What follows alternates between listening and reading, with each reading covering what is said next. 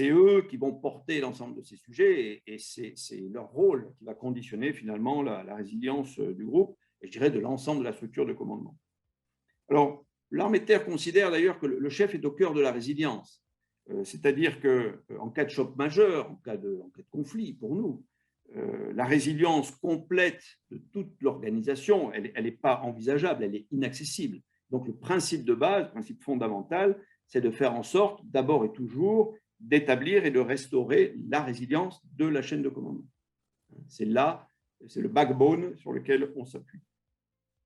Alors, former les chefs, il faut former les chefs pour qu'ils soient, entre guillemets, naturellement porteurs et garants de cette résilience, qui fassent de la résilience comme M. Jourdain faisait de la prose. Voilà. Le chef, non seulement il est le guide, hein, celui qu'on regarde pour savoir ce qu'il faut faire quand ça va mal, mais c'est aussi celui qui est le formateur finalement naturel de la résilience individuelle et collective. Et là, on est au cœur du thème de la conférence, hein, se former à la résilience. Eh bien, le chef, naturellement, est le formateur de cette résilience. Il l'est avant le choc, avant le combat, parce qu'il est cet éducateur, il est l'acteur de la construction de la résilience individuelle et collective, il connaît bien ses subordonnés, il connaît les familles, voilà, il a préparé le terrain.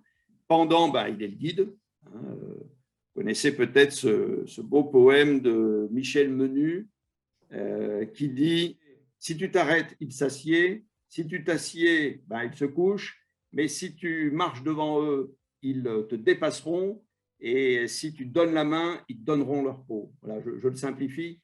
Hein, Michel Menu était un grand fervent du scoutisme, mais c'est tout à fait ça. Hein, le chef porte lui-même la résilience du groupe. Et puis, après le choc, eh bien, c'est lui qui est en charge de cette remise en condition, de cette évaluation des dommages, y compris psychologiques, qui s'occupe bien sûr de ce qu'on appelle la base arrière, hein, les familles, etc. Et bien sûr les blessés qu'il faut accompagner le cas échéant.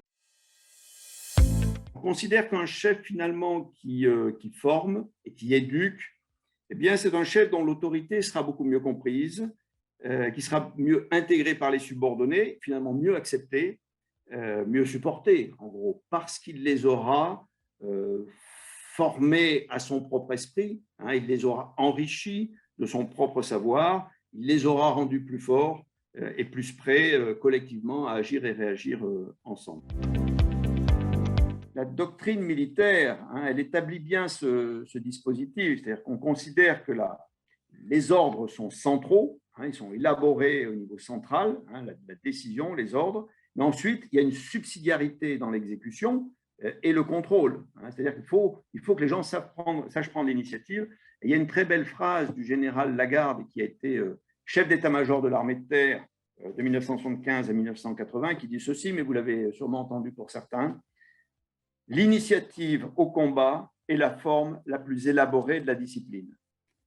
L'initiative au combat est la forme la plus élaborée de la discipline.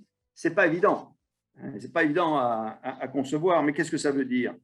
Ça veut dire que sur le terrain, le subordonné qui agit dans l'esprit du chef et dans l'esprit de la mission et qui obtient des résultats, il est dans la vérité. Il ne faut pas qu'il attende à son niveau d'avoir la décision suprême. Elle ne viendra jamais.